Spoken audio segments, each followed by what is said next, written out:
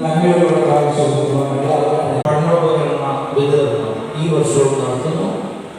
ഇതിന്റെ ധനശേഖരണ അറിയിക്കുന്നു. അതുപോലെ തന്നെ മറ്റൊരു പ്രധാനപ്പെട്ട കാര്യത്തിലൂടെ ഇന്ന് ഈ പെന്തക്കോസ്ത് ദിവസം ഇപ്പോൾ വേദിയാകുകയാണ്.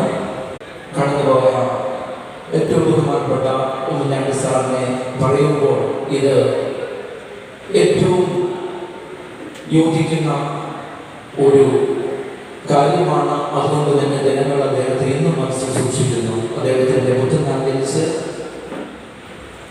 പുതുപ്പള്ളിയിൽ രണ്ടാമത്തെ തവണ MLA ആയി ഇന്ന് 16ാം നിയമസഭയുടെ MLA ആയി അഡ്വക്കേറ്റ് ശാന്തി ഉമ്മൻ തിരഞ്ഞെടുക്കപ്പെടുകയുണ്ടായി.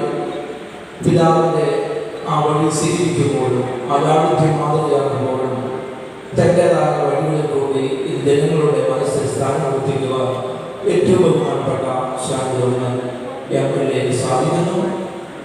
ഈ ദേവാലയത്തിന്റെ പുത്രനായ ഏറ്റവും ബഹുമാനപ്പെട്ട അഡ്വക്കേറ്റ് ശാന്തി ഉമ്മൻ MLA എല്ലാ അഭിനന്ദനങ്ങളും ഇടവകയ്ക്ക് വേണ്ടി അറിയിക്കുന്നു.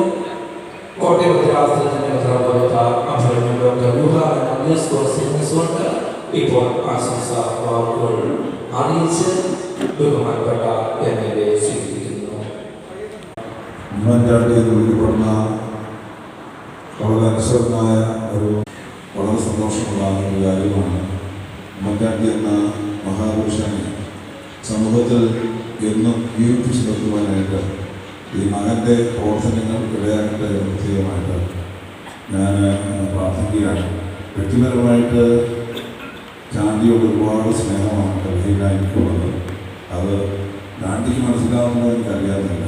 ചാണ്ടി നമ്മുടെ കുട്ടിയാണ്, വാത്സല്യവാനാണ്.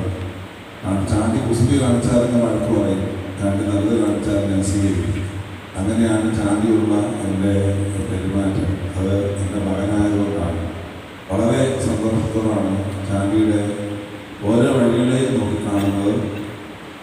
ചാണ്ടിക്ക് നമ്മൾ ആഗ്രഹിക്കുന്ന പല കാര്യങ്ങളൊന്നും ലഭിക്കുന്നില്ല എന്ന ഒരു സങ്കടകരമായ യാഥാർത്ഥ്യമുണ്ട്. പക്ഷേ ദൈവത്തിൻ്റെ നിയോഗം വേറെന്നാണെന്നാണ് ഞാൻ വിചാരിക്കുന്നത്. ദൈവം നമ്മളെക്കുറിച്ച് ഓരോ പദ്ധതികൾ രൂപീകരിച്ചിട്ടുണ്ട്. അതുകൊണ്ട് തന്നെ ദൈവത്തിൻ്റെ നിയോഗം കൃത്യസമയമാകുമ്പോൾ നമ്മൾ ആഗ്രഹിക്കുന്ന 7 ഇരട്ടി, അതിപ്പോൾ 7 ആത്മാവിൻ്റെ കാര്യം പറഞ്ഞ പോലെ 7 ഇരട്ടി പ്രിയപ്പെട്ട ചാണ്ടിയിലൂടെ കാണുവാനായിട്ട് ഇടയാകും. ഇത് മാത്രമാണ് ഡൽഹിയിൽ എനിക്ക് ഓർമ്മിപ്പിക്കാനുള്ളത്. കൂടുതൽ നിറവ്